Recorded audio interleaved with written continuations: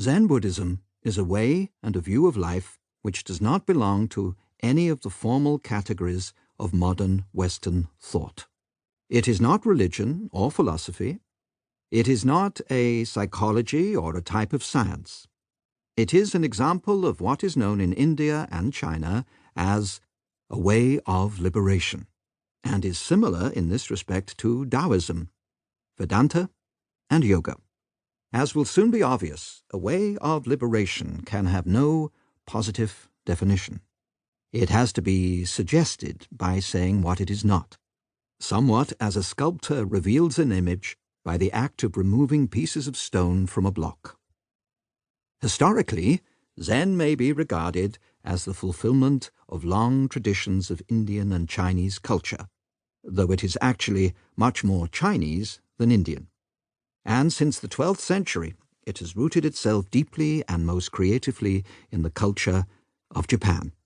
As the fruition of these great cultures, and as a unique and peculiarly instructive example of a way of liberation, Zen is one of the most precious gifts of Asia to the world. The origins of Zen are as much Taoist as Buddhist, and because its flavor is so peculiarly Chinese, it may be best to begin by inquiring into its Chinese ancestry, illustrating at the same time what is meant by a way of liberation, by the example of Taoism.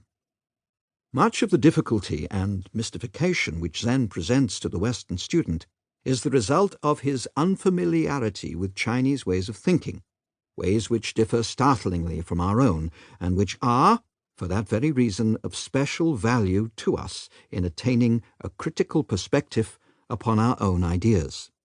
The problem here is not simply one of mastering different ideas, differing from our own, as, say, the theories of Kant differ from those of Descartes, or those of Calvinists from those of Catholics. The problem is to appreciate differences in the basic premises of thought and in the very methods of thinking. And these are so often overlooked that our interpretations of Chinese philosophy are apt to be a projection of characteristically Western ideas into Chinese terminology. This is the inevitable disadvantage of studying Asian philosophy by the purely literary methods of Western scholarship, for words can be communicative only between those who share similar experiences. This is not to go so far as to say that so rich and subtle a language as English is simply incapable of expressing Chinese ideas. On the contrary, it can say much more than has been believed possible by some Chinese and Japanese students of Zen and Taoism, whose familiarity with English leaves something to be desired. The difficulty is not so much in the language as in the thought patterns which have hitherto seemed inseparable from the academic and scientific way of approaching a subject. The unsuitability of these patterns for such subjects as Taoism and Zen is largely responsible for the impression that the Oriental mind is mysterious, irrational, and inscrutable. Furthermore, it need not be supposed that these matters are so peculiarly Chinese or Japanese that they have no point of contact with anything in our own culture. While it is true that none of the formal divisions of Western science and thought corresponds to a way of liberation, R. H. Blythe's marvelous study of Zen in English literature has shown most clearly that the essential insights of Zen are universal. The reason why Taoism and Zen present, at first sight, such a puzzle to the Western mind is that we have taken a restricted view of human knowledge.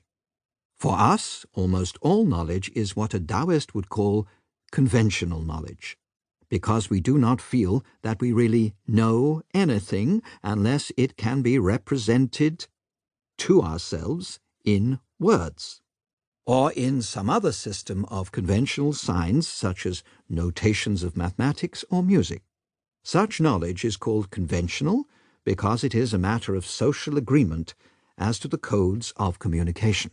Just as people speaking in the same language have tacit agreement as to what words shall stand for what things, so the members of every society and every culture are united by bonds of communication resting upon all kinds of agreement as to the classification and valuation of actions and things.